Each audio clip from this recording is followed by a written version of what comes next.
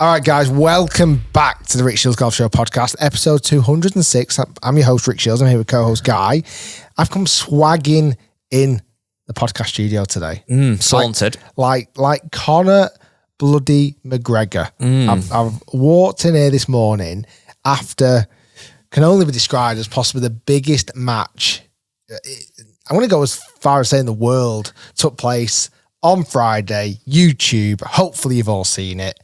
So I'm feeling pretty good about life at the moment. What about those select people listening or watching to the podcast who haven't seen your match yet against Grant Horvat? Do you want to throw any spoilers in now, or is your attitude enough of a spoiler already? I think I spoiled it before the video went out. Correct. I think the amount of talk, you know what, it's not the fact that the result went the way it went. And for those people who haven't seen it yet, I won't give it away, but Rick won!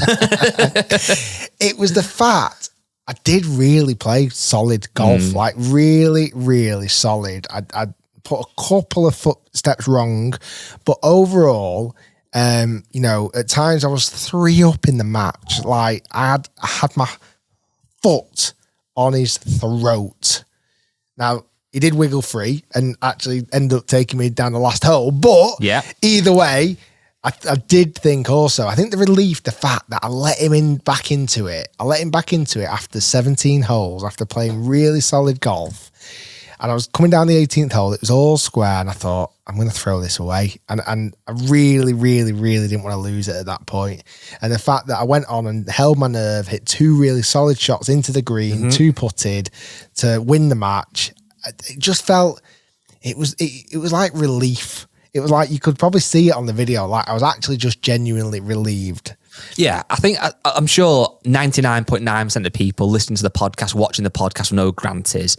If you don't know who Grant Horvat is, he was in good. He's now on his own, killing it on YouTube. We spent a lot of time filming with him, and he is a very, very good golfer. Well, he was on the podcast. Of course he was. But 4 weeks ago. Of course he was. So most people will know him, I imagine. If you don't, that's who he is. And, we've seen a lot of him play golf many a time. He's one of those golfers just really, really solid. So you knew to beat him in a match play. And although these games are fun, there's great camaraderie on and off camera, nobody wants to lose a game of golf. You certainly did not want to lose to him. And if you did lose, you wanted to be a tight loss. Yeah. Down 18, down 17. When we teased the video was coming, the overwhelming majority of people, and we must admit, probably rightly so, we're in the camp of Grant because your game hasn't been trending as good as it has been. And to beat Grant Horvat, you need to be firing at all cylinders. Do you know what the catalyst for all of this hard work and dedication and genuinely in the last few weeks and months has been? Like, there's been a catalyst. And when I remind you, you'll know unless you do remember. I don't. Before Grant came over to the UK. Oh, I do know this. Sorry. And me and Grant and Guy, we were chatting and having messages between each other around about what videos we're going to do. Yeah. And it was natural. We were going to shoot a couple of scramble videos. We're going to have a couple of little fun games, this, that, and the other. And Grant proposed an idea. I'm going to bring it up. Guy, do you think that's the I think you should absolutely bring it up. Because this message, this right here, is the main reason right now why I'm working as hard as I ever have done on my game. You know what? I'm going to thank him. This is going to be a clip on YouTube, a podcast clip, and it's going to be titled like Grant Horvat angered Rick Shiels. And I think he woke the beast. He poked the bear. The bear got absolutely poked. And the bear didn't want to be poked. I can't find the message now. Anyway, we were back and forth with ideas. And Grant proposed an idea to me. Okay? So this was going to be for his channel. For his channel. Yes. He said, let's do a match, you against me. I was like, okay, great. Sounds perfect. Yes. Where I, Grant, tee off the back tees. Yeah. The championship tees, the Tiger tees. So Grant, good play. He's off the back tees, playing against Rick Shiels. Rick goes off the same tees, I presume? He proposed that I went off the front tees. Wow. And that flicked a switch. What would we say in terms of distance, depending on the golf course? 1,000, 1,500 yards difference, potentially? He flicked the switch that he didn't want to flick. Wow. And you know what? That pushed me. And I'm glad it did, because I sat there. I was at home. I remember getting the text, and I sat there, and it took me a minute. I was like, has it gone that bad?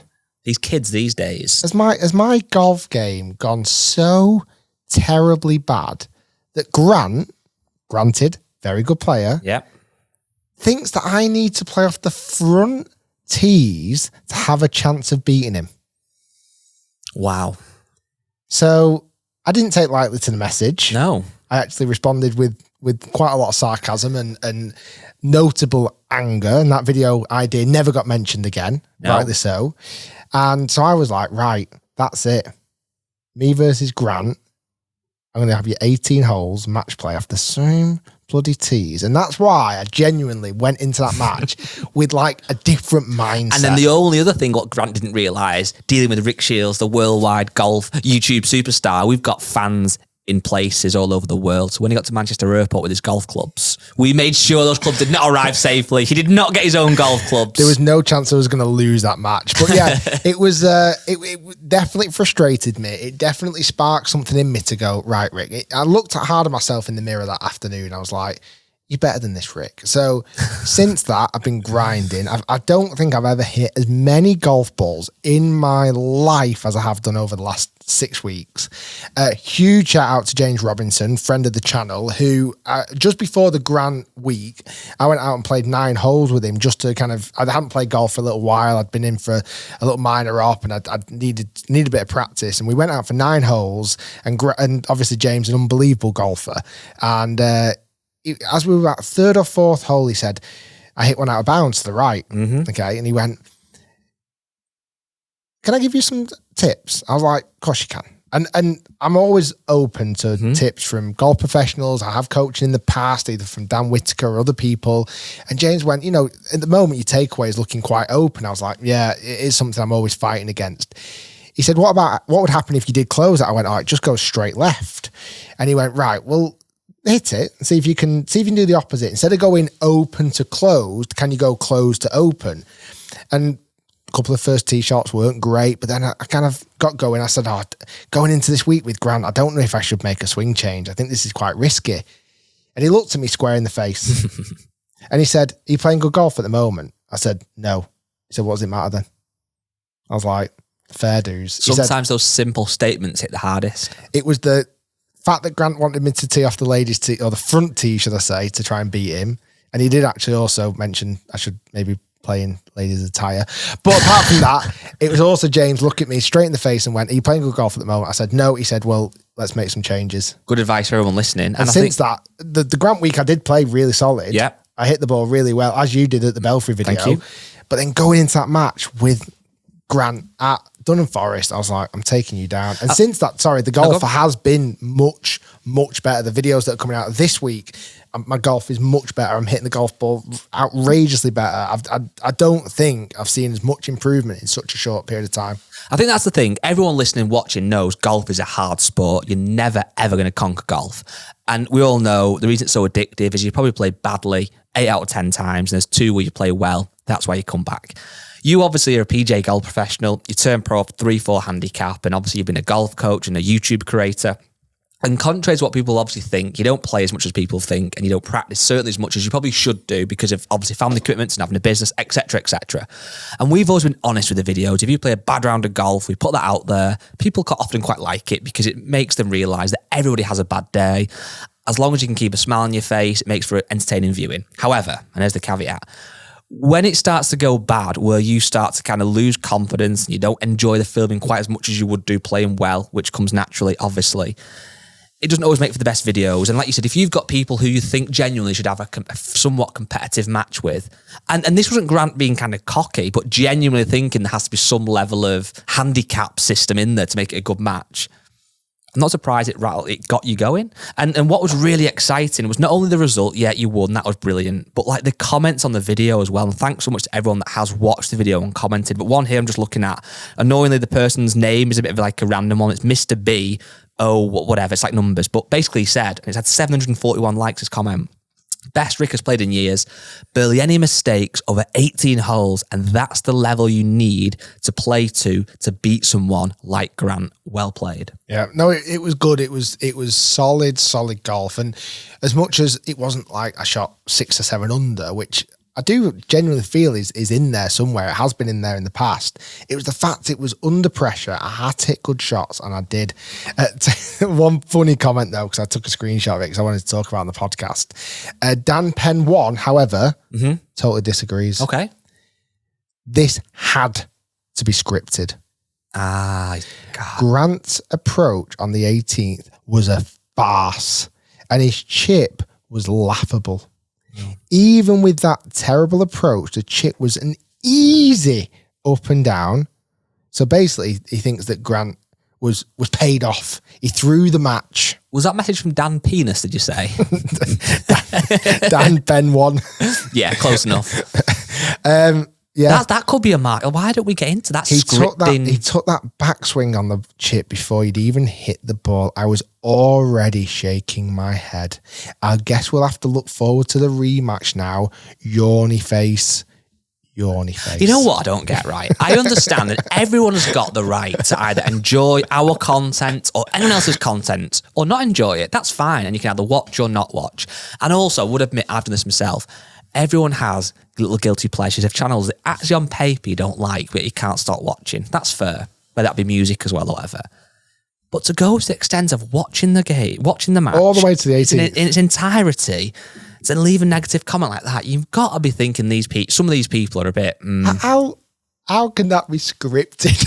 It's like it was dramatic. Though. Don't get me wrong, and it couldn't have gone any better. We can't script that. But would he then say if Grant had have beat you 5-4, he wouldn't then be saying, "Oh, it's scripted," was it? Yeah. So it's like you can't have your cake and eat it. But anyway, 99.999% of the comments were very, very positive. Talking about it was good to see me back in the seat, back in the driving seat, and hitting the ball well. Changes are coming. It was, and we've had a busy week, lots to catch up on, but one of the things we put on the Facebook group today, as always, our amazing Facebook group, 100,000 members now, was asking for questions for today's podcast, and we've had many, and we're going to kind of use those as the skeleton of today's podcast and work through them. But the one that kind of felt fitting as talking about Grant and that kind of wider YouTube golf landscape was a question that came up a hell of a lot, in fact. So this question is from Reese Colling. It says, what's happened with this YouTube Masters / YouTube Open? Not heard anything about it for ages. And we've seen that comment a lot, Rick. So could you give us a bit more insight and let the audience know what is happening with this YouTube Masters? I'm waiting for tonight. There'll be a Nate Edwardson video inevitably about this topic as well. So give us that content, Rick.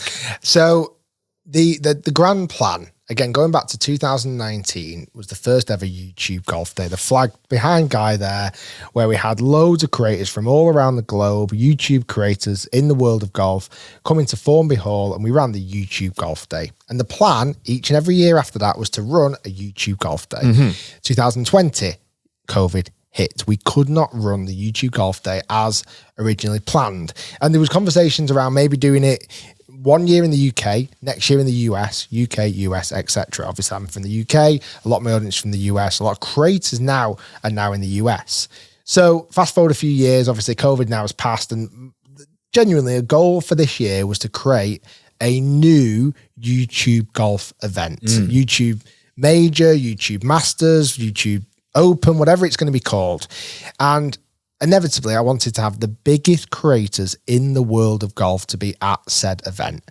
Now, this year, because of logistical reasons, I wanted it to be in the UK. So we started to talk to golf courses who could have the capacity to holding, not short of a tour event type event. Well, realistically now, let's be honest, if we had it in the UK, and let's just put a pin in the middle of the UK, around the Belfry area, middle of UK, which is easy to get to, great infrastructure, how many people would come, do you reckon? That's what I mean. So we wanted to have a ticketed event where people would pay for tickets to come and watch live. We wanted the biggest creators from around the world in golf. So a lot of the guys from the US, a lot of the guys from the UK, all in one area, one site. And the biggest hurdle, and I didn't realize this at the time, and it's something we didn't do for the YouTube Golf Day back in 2019, probably for the same reasons.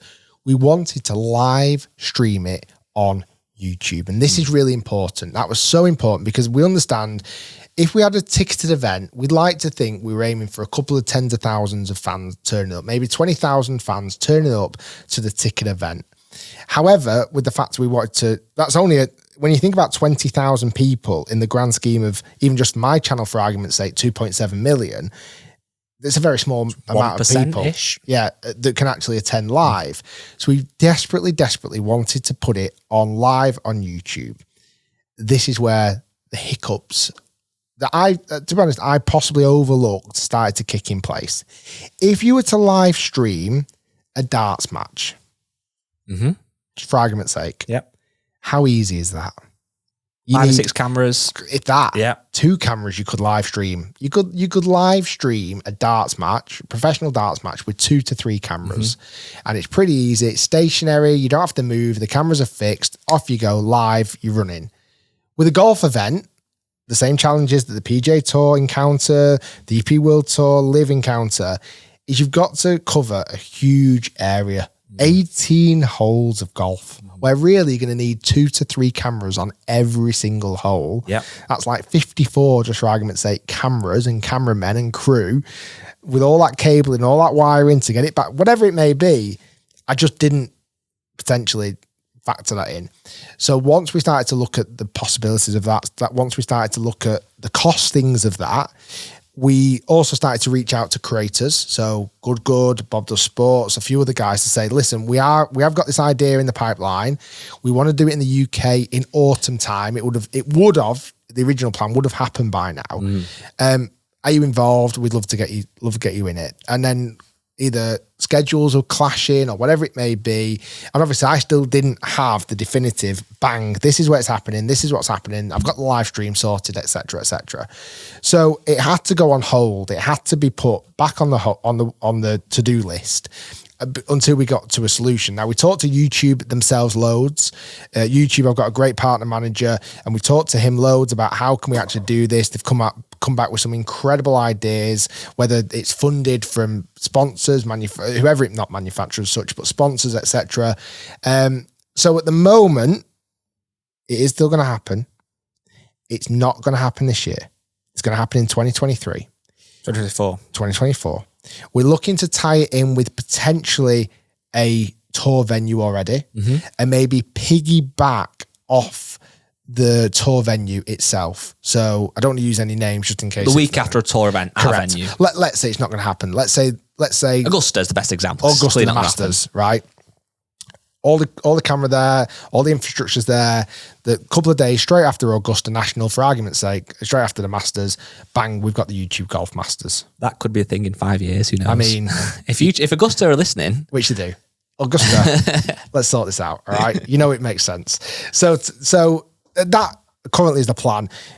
In that time period, I've also had lots of conversations with Good around about how we could potentially create a joint event. That's all I'll say at the moment because I don't want to speak on their behalf, but the conversations that I've been having is how can myself and Good have a joint event where it might be we hire the same venue for a week, for argument's sake. I have a couple of days for the YouTube major. They have a couple of days for their own tournament, but it's the costings are split between the 2 channels. Yeah. That's what's currently happening. I'd love to give you a definitive date. It is now starting to look more likely to happen in the US in 2024. But believe me, if you're from the UK, Europe, etc., looking to bring it back to the UK in 2025. I wonder if we then put in work, we've not even discussed this yet. When I make the podcast, I might have to cut it out. If we could have a massive giveaway for like 2 fans from the UK to come. So like we could actually put that people up potentially. Definitely. So, even if you are a massive fan and you can't make it, we can get a couple of people out there. Yeah, I think, again, this is why I'm so desperate to live stream it. Yeah. I don't want anybody to miss out. I know we did the live podcast recently. We didn't record it, but that was kind of more of an intimate, more like a show. Yeah. This event, certainly my idea of a YouTube major, is to have the biggest names creators at one venue, fill it with fan spectators, have a really cool festival style event where there's good entertainment on.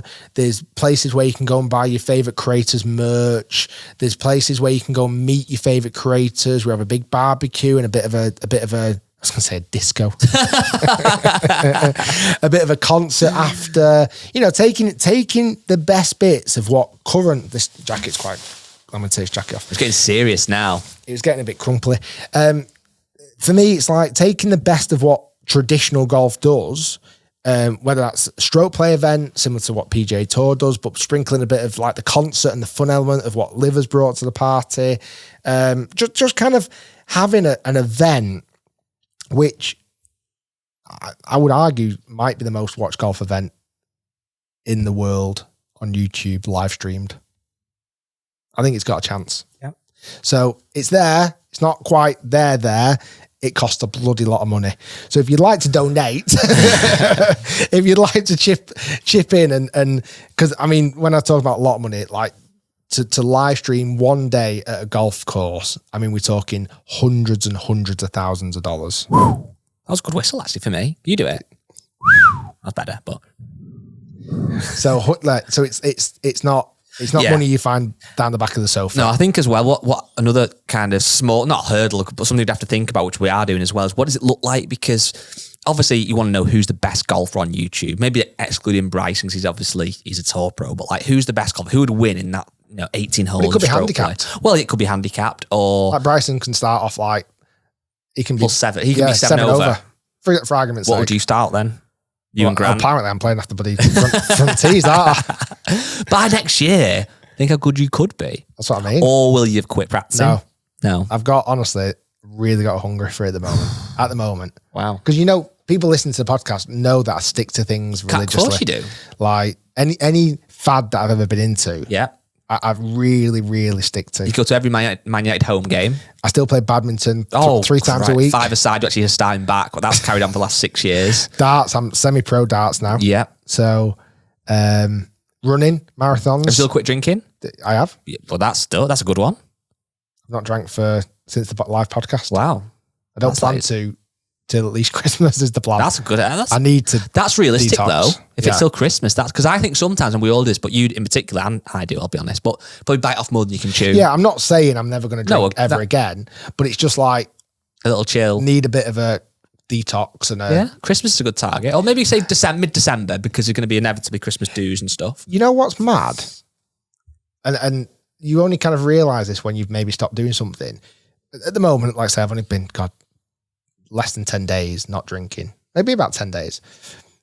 How much temptation there actually is, and how many adverts and just general life. Like there's a lot of alcohol kind of presented to people. Oh, that's why I was watching a video about this the other day. I think it popped up on my feed and I ended up just randomly watching it about this, that like most other, drugs or addictions aren't really like celebrated in any other way, that people really push it on you. Whereas drinking is so many, it's almost weird. And I've told this story before. I remember once actually at a DP World Tour event, Abu Dhabi, and I was with a player's caddy who I won't name and a few other people. Didn't know this guy at all. And he went to the bar to do a round and I literally wanted a bottle of water. I was having a spell of just not drinking because I get really bad hangovers. It doesn't make me feel very good. Thankfully, don't have an issue with alcohol, but just wasn't drinking. Asked him to get me a bottle of water, and he pulled a face and made a joke. And I'm not going to the bar getting a bloody bottle of water. And this guy didn't have any idea about who I was, my history, my back. He nothing. And you do get pressured into drinking a lot, and it is one of those things that it is hard to break away from if you want to break away from it. But for me, it's just like I say, it's just that break away from it rather than a full breakaway. But it's only people's pressure, which I've not experienced, to be honest, loads in that 8 days, 9 days, whatever it's been. But advertisements on TV, or you're flicking through social media and that's because you follow Carling and Coors Light. I think my phone at the moment knows that I'm trying to eat healthy and I'm not drinking, because all I get served is bloody alcohol adverts and amazing food adverts. Well, that brings me very nicely on to my next point. Last week, we named a burger establishment that we shall not be naming again, who we are very big fans of, who we wanted to get sponsorship from. This is tongue in cheek, by the way, I must add. And a lot of people went on to... Cheek and tongue? Sorry, He's back. A lot of people went on to this establishment's Instagram post saying, sponsor Rick and Guy, sponsor the podcast, and they didn't engage with it whatsoever. So that burger place are having no more of our free publicity. Okay. Forget it. Can we still order food from there? Yes, though? we can indeed. Right, okay. And also, one thing that was really, I don't mind it when people dislike me or dislike the podcast or our takes, that's fine. But one thing that annoys me is people who genuinely can't understand humour. Because if you remember, I think last week I said that the next live podcast we do, I don't want a beer for anybody, but I'd like the £5 instead. Somebody commented on the podcast or somewhere saying that all I do is being serious, I ask for money, that I want a sponsorship off the burger restaurant and I want people to give me money rather than alcohol. Well, do you still carry that jingling pot around? Yes, but that's beside the point. He doesn't know that. He does not know that. And Guy, I wear Rick's second-hand shoes. Not bad. The 3 size is too big for him, but he still wears them. He has, Call me the clown he man. has a bucket down there that rattles. Yeah, it's funny. Okay, well, that was the last thing that I actually just want to jump onto. This is a question again I've had in the group, and just kind of why I'm on this YouTube thing of Evnroll. When is Rick playing Jimmy Bullard? So, for those of you who don't know, we would explain Jimmy Bullard as a former professional footballer. TV presenter, now turned kind of golf YouTuber with Tubes in hand. She's joined their channel 6 months ago or so, has become a real asset to them. He's a great golfer, very funny guy, and a good golfer. Very good golfer, scratch golfer. He tried to go open qualifying for a few times. He actually played in a number of Europro events. He got invites to quite a few Europro events. Very good golfer. He's taken down some big names already. I think I'm feeling more comfortable now because the game is trending in the correct way. I think a few months ago, he would have absolutely wiped the floor with me. I think now, I think I could take on anyone. Genuinely, right now, the way my game's trending, I could take on anybody in the world. The 10-shot challenge videos that we did with pros, gone. Well, no, you start 10 over par now. Or they can start 10 under. I'm going to just play them straight up. Oh, wow. From maybe not, but maybe not. Let's try and win one first. No, but I've been in talks with Tubes about this. I'm going to set up a phone call with him, hopefully this week, about you versus I'm going to ring him now. I'm going to ring him right now. I think it'll be a good match. I think if you can get this confidence back, which you are doing, this renewed passion for practicing, the world's your oyster. Oh, I want a rematch against everybody that's come on the channel and beat me, or have I been on their channel that I want a rematch against all of them? Call Peter Finch out now. Now. I was looking at the wrong camera. Now. It's game time. Anyone who wants it. I'll give it to you. Anybody that wants it. Yeah, wow. I want you to play well, but it'd be funny if you big all this up and you place one and get beat 10-8. No, it doesn't happen anymore. Beat 10-8. No, I'm a different man. The golfer that played Grant is now dead to me. Oh, wow. Even that guy. Wow. Even that guy, I was bigging him up. Wow. He's a flash in the pan compared to the golfer I am now. So this new golfer, this new Rick Shiels, how would people who get beat by you describe you when they say, God, I got beat by Rick today, 10-8? Slade. Yeah, but how would they explain? Are you gritty? Are you just a bomber? Relentless. Are you just relentless? I like that. Relentless and impossible to play. Picture the scene. I'm playing you in this new guy. I hit the green in 2. I've got an 8-foot for birdie, okay? You hit your second shot in a bunker plugged against the lip. I'm thinking, won the hole. Next thing, you hit it out and you hole it from the bunker. I just missed the putt. I'm one down already. Yeah. That's how the day goes. It doesn't end as well. Wow. I'm letting you off lightly there. I put it in the bunker on purpose. Give it 5 minutes. No, I'm joking. I don't find bunkers anymore. It's all fun and games. Speaking of fun and games, though, Rick, this week was the LIV Golf Team Championship, and the big one. And yeah, as we spoke briefly about on before we started the podcast, I made some. You got some hot water. I got a little bit of hot water this week, which I wanted to cover because I think I use social media, and I'm sure you know this, as a bit of a gauge to see what people's reactions are, and to poke the bears a little bit, and to see what nibbles I can get. Let's be honest. And as we've said, this week was the LIV Golf Team Championships final, which Bryson went on to win with the Crushers. And I did a tweet on Saturday evening that was very provocative, and I said, sorry, but I think LIV Golf is trash. Was there any siders involved? No. This was straight up. This was watching LIV Golf and being a little bit silly. And what I often do, I'll be honest, is I do something on Twitter And then I close my phone and honestly, I kind of genuinely forget I've done it. Not forget, but don't think about it. I looked back at my phone as I got in bed and it was going hot, right?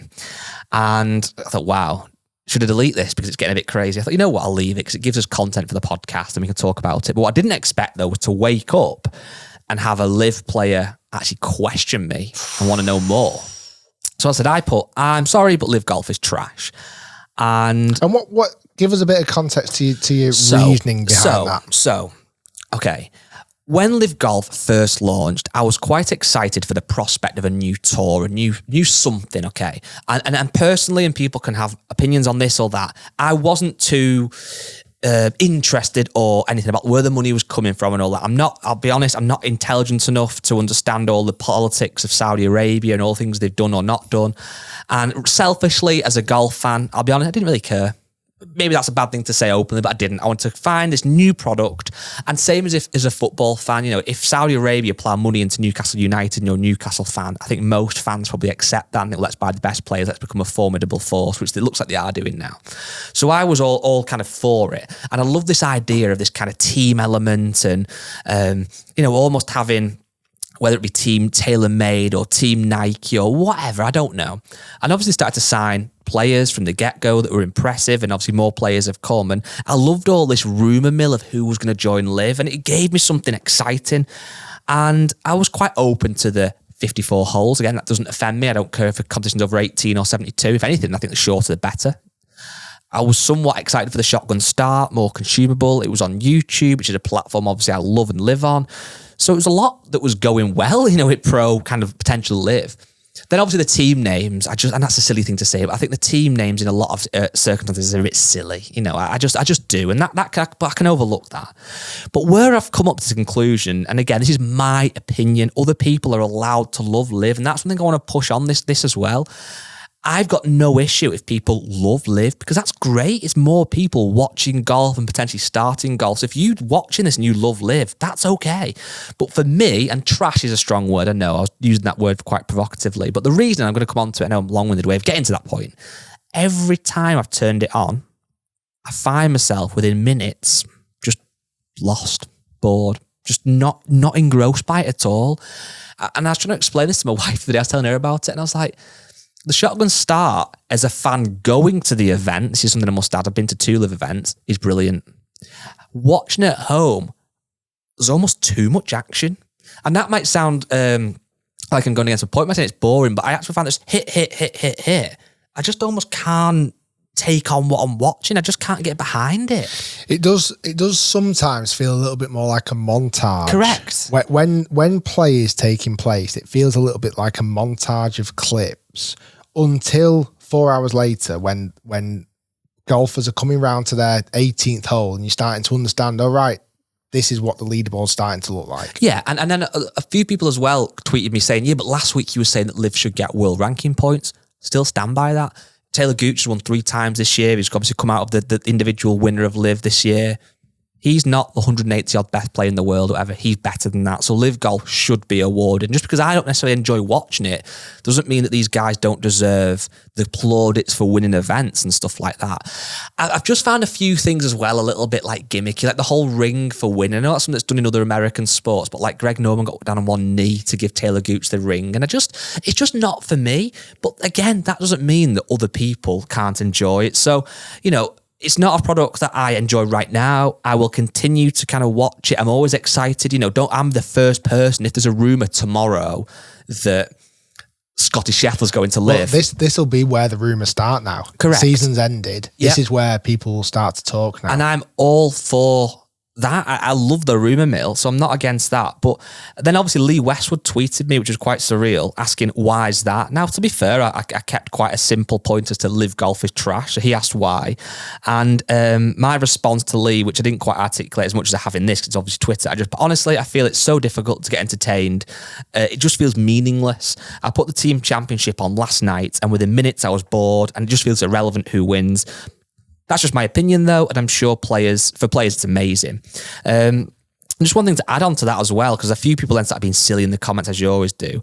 I've got massive respect for Lee Westwood for a number of reasons. Firstly, and obviously he's a better golfer than I would ever dream to be. He's got more talent in his little toe than I will ever possess. The things he's done for golf are incredible.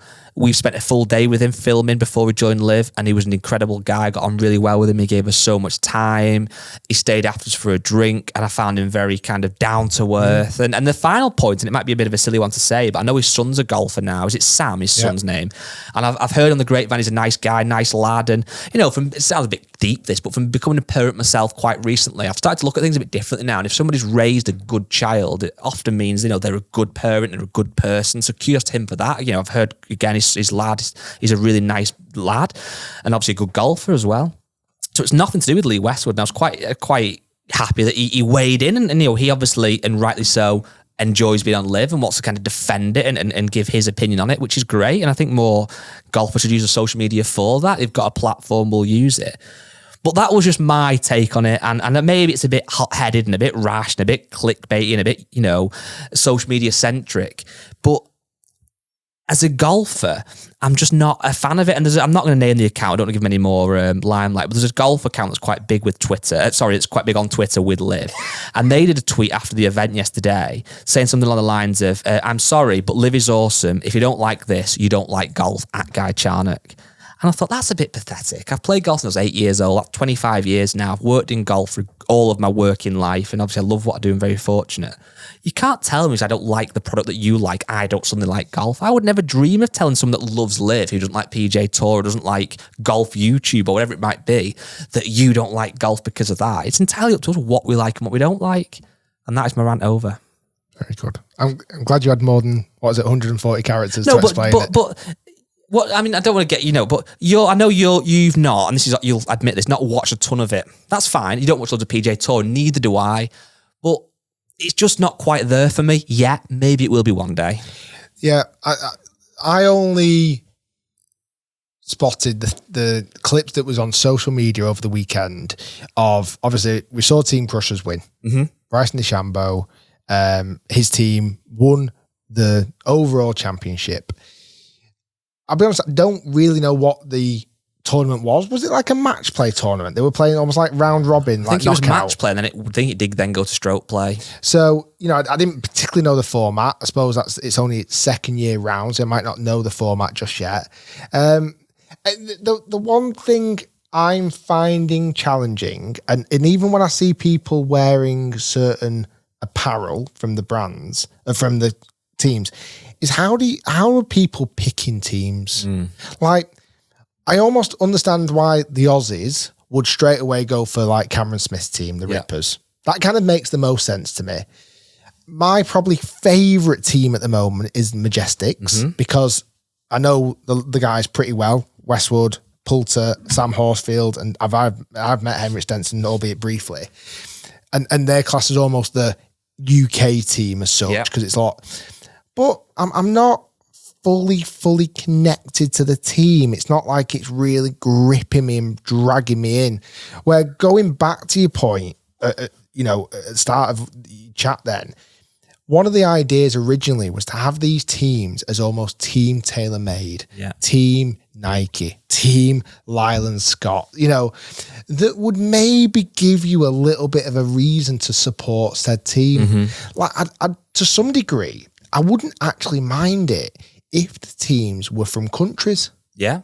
So if there was a team UK, that's your team. Yeah. It's almost chosen for you. Yeah. And going back to the Ryder Cup, one of the things I loved about the Ryder Cup was the camaraderie, the fact that I am Team Europe, like I am supporting a team, and I've not had to decide this team. Yeah. It's decided for me. A bit like when you support England, when we obviously played Italy last week, like you watch him because it's not a no-brainer. I'm English. I'm supporting England.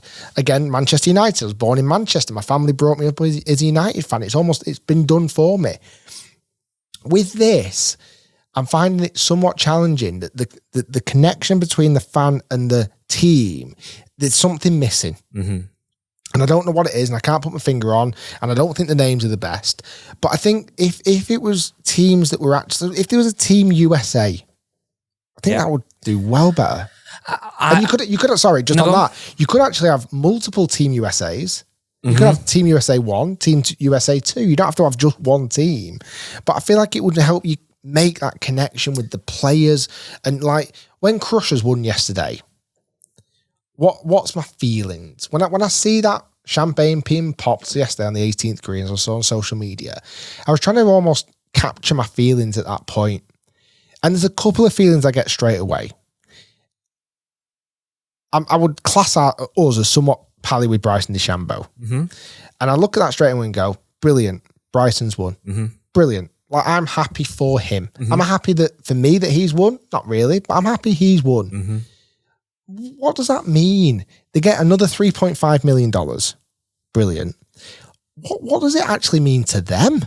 Like, genuinely now, what does $3.5 million actually mean to them? Like that.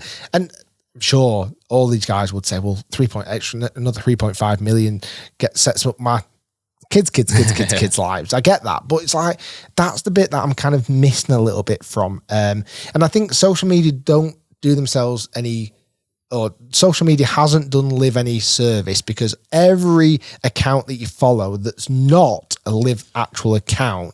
Sorry, the podcast just cut out for a second there. Matt just told us off camera. So I'm not quite sure where I was up to, but I'm not even sure when, like, if it's another £3.5 million or dollars to Bryson DeChambeau, like, I don't even know what it means to those guys anymore, because, you know, it's not like me winning a fiver against a mate of mine. Like, I can't quite almost understand the value of it all, because I think social media, when it's not LIV centric accounts, all the social media platforms, whether it's golf magazines, whether it's other publications, the big story they're always talking about, and I've touched on this from the very, very, very beginning of LIV, is all they want to talk about is the money. Yeah.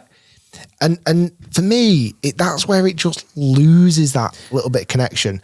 I've been to a LIV event. I enjoyed it. I don't think it was perfect, but it wasn't bad. It's better as a fan on site than a fan viewing. It's 100%. The second year of it running. Do we have to give it time? What can change? You know, are we going to see a new wave of PGA Tour players moving to LIV this winter time? Because there seems to be a lot of talk, and whether it's just hot air or not, like Greg Norman coming out and saying he's constantly being messaged by big name PGA Tour players to join LIV. Well, let's see actually what happens. Going back, I do think the PGA Tour, I feel sorry for the DP World Tour, European Tour. I feel like that's really kind of vanished a little bit. I do feel like the PGA Tour has become a better product for it. I'm not sure yet. For me at the moment, I've had positive thoughts, negative thoughts. I am still sat on the fence with splinters in my arse, because I'm still not sure which way of the fence I want to land on. I just can't look past it. It's only been 2 years. Yeah, I think you're right. I just think a couple of your points there, and bizarrely, if I'm going to kind of almost play devil's advocate in a sense and sit on the side of LIV just for these, when you say about Bryson winning, you're right, the money probably means irrelevant, nothing to him. But when you are that level of competitor, or anyone who's a golfer really, if I put you for a fiver now and you win, you don't care about the fiver. You don't care if I don't even give you the fiver, but you've beat me. I'd like to think, and I'm sure it is, that the case of Bryson and Crushers, who won this week the team championship, the money is secondary. They, as professional, elite, competitive golfers, know they've beaten every other person in the field and they've won. I think that is what I'd like to think is what motivates them. And then on the team element as well, you're right. I personally as well, like what you've said, I've really found it hard to choose a team. I think LIV's answer or pro LIV people's answer would be, well, you pick your favourite golfer and you go with their team or whatever it might be, or the colours that you like. And I know obviously LIV Golf on the website had a thing you could pick a team. You know, you put in all your details and it gives you a team. But there's other things that confuse me, and people may comment below and make me look silly how simple it is. But like most teams have it, well, all the teams have a team captain, but the Majestics have 3. So they've got Ian Poulter, Lee Westwood and Henrik Stenson. So there's 3 out of the 4 players are captains. I don't quite know what that means. How can 75% of a team be a captain? I don't know. But like you said, you are right. And it's a very, wise take to say, well, let's leave it a bit longer. And we should do. It has only been 2 seasons, but then on the same breath, it's been 2 seasons with an infinite amount of money and some of the best players in the world. And I'm still not enjoying it. Will that change in 3 years or 4 years? It might do. And then last thing on the teams thing, again, you're right, it's hard to pick a team. But if you've got somebody now who is loving LIV and they are a hardcore Range Goats fan and they've got a 2-year-old son or daughter, that son or daughter may well grow up like that's what I mean. It might be time. Yeah, exactly. It might be time, and I'm open to that. And I think that's where I always think about it meaningless. That, like, you know, to me, a PJ Tour win or a Masters win or a major win, whatever, means so much. A Ryder Cup win, for me personally, the Crushers winning at the weekend, as though I'm happy for Bryson, doesn't mean a lot. In 10 years, might be the absolute biggest thing on the planet. I don't know. I think the challenge is a lot of these startup organisations. Let's say the first ever Ryder Cup wasn't a big golf event. No. It's a tiny, tiny little golf event that, you know, Samuel Ryder's idea to bring, you know, the Europeans and the UK together. Sorry, USA and UK together originally is what it was. Let's have a match. Let's, you know, play for the Ryder Cup. Although you're right, do you not think though, but the very definition of what it was is what you're playing for. So you're representing UK. Quite possibly. And even like think about football back in the day, I'm sure, again, people with more knowledge might correct us, but Liverpool Football Club would have been blokes from Liverpool playing against blokes from Manchester or whatever. And you're playing for that. Whereas these made up teams just feel too made up so early on. But sorry, just interrupt. But that's what, like, you know, all of the, you know, the big sporting events that we think of right now. And you're right, the Olympics, you're playing to represent your country. Yep. And that's what goes back to my point of this. I almost feel like there needs to be a deeper rooted reason to support a team. And at the moment, I've not got that deep connection with any team. I think when I actually did the team picker online, it actually had me as a Range Goat fan. Nice. I think they're my least favourite team. Sorry, my chair's quite noisy if you can hear it. Like, genuinely, I feel like they're the team that I have the least amount of connection with. Yeah. Genuinely. Yet the online pick had me as a bloody Range Goat fan. As always, we'd love to hear people's opinions. If you want to do it on this video, comment down below or emails in. The only thing we ask is keep it respectful. If you're very much on one side of the fence with other, doesn't mean the other people are wrong. You know, if you love LIV, that's brilliant. You don't have to destroy me for not liking LIV. And if you hate LIV, you don't have to destroy other people who love LIV. We're all allowed our opinions, but it's great to hear people's thoughts as well. And who knows, we might be sat here in 5 years and I might have eaten my hat, Rick. I might be wearing a Range Goat hat. I mean, the Ryder Cup changed your mind this year. It did. It did. I mean, that's only how many years has that become? So let's give it another 70 years. Having said all this, if Bryson wants me to be a Crushers like mascot, I reckon I could do that. Just to go to all the events, just wear Crushers merch, just mince around. I could do a good job of that. No. Goes back to your point before about the money. Oh yeah, I could be bought. I could definitely be bought. Right. Interesting take. Okay, so a couple more bits before we have our lunch, Rick, because we've not eaten yet and you're getting hungry. This is a question that I had to put on your radar. It's one I've seen a little bit, and I'm very obviously bringing this point to the table now, today. It's from Jaden Duploy, I think his name is. His question is simple, Rick. Rick Shiels merch, where is it at? Jaden, did you say? Jaden. That question could never be more timely. Now, long time listeners, fans of the channel will know that I have said many times before that merch is on the horizon. 86 times it's been. I lied all those other times. That's why his nose got so long. Straight face lied to you. No, I didn't, to be honest. We have had, I mean, there's literally merch behind us. We have had merch in the pipeline for a long time, but we've never either dedicated enough time to it to make it what we think merch should be. Yeah. Like, we didn't want to just throw out crap. We didn't want to use a company where the product was crap. We expect you guys who listen, watch, etc., to value the products that we put out, whether it's a video, a podcast, whatever it may be. We pride ourselves in making it the best product we can possibly release. And we're doing that the same with merch. Now, that doesn't mean for 1 second the price is going to reflect that. We're going to keep the price to a price point that is going to cater for everybody. So merch, you hear it here first, right now here on the Rick Shiels Golf Show podcast, will be available to buy. Go on. And be delivered to your door pre-Christmas. The only thing, Rick, that could make this even better for me would be if you said to me, which I don't think you will, that was anything to do with like the clubhouse merch. Just hear me out. Well, Oh no, don't. there is nothing on the merch side is limited. Right. Bar, Go on. we have got a limited drop of a few select products, which is Clubhouse only limited edition merch. Wow. So this genuinely, we've put a lot of effort into this. We've had lots of input designs. It's going to be a really good range of merchandise, which you as fans will want to cherish, represent, show off. Also, great products for friends and family who are fans of the channel. So if you want to buy your son, your friend, your dad merchandise, it will come ready pre-Christmas. I've got a theory to this. So say if you play golf, you love this podcast or like this podcast, and you're in the car with your partner, your parents, whoever it might be, someone that would buy you a gift, and you're thinking, right, well, they would ever listen to Rick Shiels' golf show because they don't like golf themselves, but they're going to be buying me a Christmas gift. Get in the car with them, just put the podcast on now. Rick, there's some great gifts coming to rickshiels.com, isn't there, for people who love golf, that person in your family who deserves a great Christmas present or even a birthday present. What's the website again, and what can you sell on there for golf fans? There sure is, Guy. Thank you for asking me the question. Yes, you can visit rickshiels.com, our brand new state-of-the-art website, which has only just had a soft launch at the moment. So jump over there and check it out, rickshiels.com, link in the top line of the description, and you can find out very soon, not available yet, you'll find a tab on there which is merchandise, which is not open yet, the Rick Shiels shop.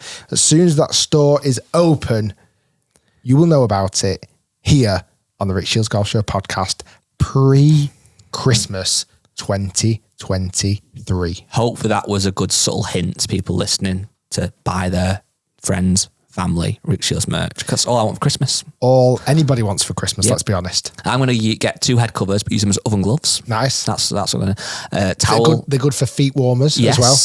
Towel as a bath towel. Why not? And I might get a put head cover. Why don't you get 4 of them? Yep. And if you've got a dog, which I know you don't, but if a friend has got a dog, yeah, you can got use a friend. You can use them as little boots. I could get 2 for my daughter, little boots for her. She needs shoes soon. And then I think she'd really like, and I think she'd get a lot of use out of, a lot of playtime, a ball marker. Oh yeah, could swallow it. No, it's too big. No, that's big true. One. Yeah, got the casino chip ones. Yeah. So she could play. I mean, the games that she could play with that ball marker. Could roll it, throw it, flip it, spin roll it. Yep. Oh wow, I think I want one nice. You can sell sand, you could, Rick. Wow. Yeah, I'm in. So it's rickshiels.com. Coming very soon. Very, very soon. But do check out the website anyway, because it's pretty awesome. Yeah. Last couple of questions then before we wrap this up. A nice one from Darren Fitzsimmons. He said, when I ask for questions, waste of time, you never get asked them, so I'm stopping watching. So that's from Darren. Thanks, Darren. I just commented for us. I'll read that one out for you. And Declan Murphy, we kind of alluded this at the start, Rick, but he said, how did you celebrate with your victory over Grant? Did you have a curry? What did I do? You know what I've got really into recently? Yoga. Thai food. Ooh, nice. Well, not so recently because now I'm eating healthy, but Thai, like a chicken pad Thai. Yeah. Nice. Spring rolls. Yeah, like sweet spring chili. rolls. Prawn crackers, sweet chili sauce, chicken pad Thai. And I also got twice now. I've been to said establishment 3 times, but the first 2 times I ordered, and I should have ordered the 3rd time, spicy chips. Oh, yeah. But they've like peppers and oh yeah, man. Last 2 questions. But just a quick one on Darren's point. Yep. How many questions have we had even just this week? Oh, loads, hundreds, thankfully. So unfortunately, Darren, I'm really sorry we don't get a chance to read them all. One thing we like doing, and this is really helpful if you can, people listening, you don't have to obviously, if you see a question you think that's a really good question, just like it, and then if there's a question got like 10, 12, 15 likes, it shows people care about that question. This is a good question. It's only short and snappy from James Lawrence. Scotty Cameron or Evnroll, and why? Well, you've got one in the bag, which is an Evnroll. You've had it in for donkey's years. But I feel like if I was going to gift you a nice putter for your 40th birthday, Thanks. you'd appreciate a Scotty Cameron I much really more. appreciate it. Thank you. If anyone from Tactless are listening.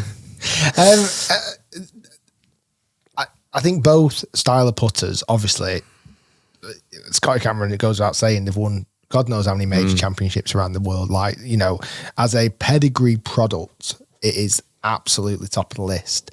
I think maybe I just view Scotty Cameron a bit like a Rolex, yes, or like a piece of jewelry. Like, yeah, of course it can tell the time better than most things, but like it's a very expensive way of telling the time. Like a Scotty Cameron, to be honest, Evnrolls aren't cheap, but like a Scotty Cameron, I always feel like it's a really expensive way to put. And I always think as well, if you keep it in good condition, they really don't devalue much over time. I don't get me wrong, I've got a collection, but like. Got so many of them. But no, we've been in it. We actually had it was last week I had quite sore arms because we spent, was it about 3 hours emptying out your Scotty Cameron collection and just binning a load of them. 4,000 he had, gone. The thing is with my little kind of very small but select amount of Scotty Cameron putters is each one of them is a putter I'd never use. Yeah. Like they are actually genuinely pieces of jewelry. Almost like when I show people, I'm like, have a look at this, and I'm like, oh my God. I'm like, I'll never use it, but like, look how good it is. But the only downside to Scotty Camerons is, now I could easily do this, but I think you can almost get into a habit of what I want that one. I want that one, and literally collecting them. And that's not a bad habit to have, I suppose, but they're just so, they are like, that jewelry is the best way. They're Moorish. They are more, yeah, they are. And then last question from Jack Leonard. What's your favourite thing about winter golf? And your least favourite thing about winter golf? I don't know if I have a favourite thing. There's actually two things I love about winter golf. Okay, preferred lies. Oh yeah, I really like preferred lies. But then it's hard going back to normal lies in the summer. Really hard. So preferred lies I love, and genuinely I love the fact you can play like target golf. Just stops. Just like just whip anything in, it just like plugs. I quite like that. Yeah. And the greens aren't like stupidly fast. Yeah, those type of things I hate with a passion. It's not so much winter golf, but it's autumn golf. Leaves. Yeah. I agree. Hate leaves. And then moving into winter golf, I hate mats. Yes. Yeah. I hate mats. Yeah. Teeing off from on I don't mind them on par threes. Our mats. We hate mats. Hate all mats. If you're listening from the US or anywhere that's warm, you won't even understand the challenge that UK has. No, like we have to go out there and play sometimes on winter greens, which is a hole cut in the fairway, like 30 yards short of the green. Awful. You've got to play off mats. You've got to carry this little slither of mat around with you, and it's bloody awful. Then also a lot of the teeing grounds need to get protected, so they put a big like range mat on the teeing ground. God. And sometimes you cannot put your tee in. This is first world problems to the max, isn't it? But I agree with them. You know, the only thing, and I don't really play golf in the winter now, what I actually used to like about winter golf, and it sounds a bit silly, was finishing and going to the clubhouse, and it was just like a nice, you get warm again, and you're like, if you played okay as well, it's even better. You've like shot an all right score. It's like, yeah, I've played golf today, I've done a bit of exercise, I've enjoyed myself, and I was debating maybe not playing, but I decided I definitely would play, and I'm glad I did. And I'm now having chips and gravy or chips beans or whatever it might be. There's nothing else that beats like a day that should on paper be freezing cold. Like yesterday, I don't know if it was warm where you were yesterday. It was a beautiful, beautiful autumn day yesterday. And I always like it when you leave the house and you've wrapped up and you've put a coat on and you get out and you go, oh, but yeah, it's warmer than I thought. Jackets off and you're like, God, it's like bloody summer, Indian bloody summer here. But like that can happen sometimes at a golf. Like you'll be planning to play on a Saturday, Sunday with your pals, and you think, God, I'm going to need 5 layers. I'm going to need hand warmers, a bobble hat, and all this. And you get there and you go, it's actually better than I thought. You know what I used to love though? It was ridiculous, but like when I was maybe a junior or just a bit older, going to the golf club to play at a tea time, and then one of the 4 dropping out, oh, it's too cold, can't bother today. Then you'd finish, it was freezing, it was horrendous weather, but you'd text your mate as if they should have played. It was actually not bad, you know, it was fine. Once you got past the first few, it stopped raining, it was fine, yeah. And it was like, oh, it was the worst day of my life. But I can't let that person know it was the worst day of my life. No, and then there's nothing worse than when it's actually freezing cold and your hands are freezing, you thin it. Yeah. Oh, God. Yeah. Winter. That's why I'm jumping on a few planes this winter and trying to get out of it, because I think certainly filming in the winter is, oh God, sends shivers down my spine. Best advice for anyone who doesn't like playing golf in the winter is just on the 4 hours you would spend going to the golf club and playing in a round, maybe the half an hour either side, let's call it 5 hours, sit in a dark room with your phone and just watch Rick Shiels videos on repeat over and over and over and over again. That's the best advice I think so. or buy merch. Or genuinely use those 5 hours a week to actually practice on the game. Oh, here he is, Mr. Practicer. So maybe, you know, put a bit of grind session in. God, you changed. The other day, I missed the old Rick. I'm not joking to you, guy. Oh, they've gone now. You know what Rick Shiels I'm a fan of? The one who eats a burger, doesn't practice golf, gets beat 10-8 by Grant Horvat. Not this new one that's all like eating healthy and being all right at golf. I had proper hard calluses the other day. I was dead proud of myself. Oh, wow. They're gone now. Imagine the guys and the girls in the car now been on the building site all day, grafting in the cold, 6 in the morning till 6 at night, put tea on the table. I'm not talking about eating too many balls. We've got, you know what it was? In your heated simulator. I did. What's that? Got aircon as well. It gets too hot. Anyway, thanks for listening, everybody. I hope you enjoyed that episode. I feel like there was a counselling session there. You got a bit off your chest. Yeah, I'm banned from Twitter for 7 days, so I'll see you on Twitter in 8 days' time, and I'll be slagging off somebody else. You got a few months now. There's no live for a while. Oh no, who can I go after? Peter Finch. Peter Finch. Yeah, start the beef again.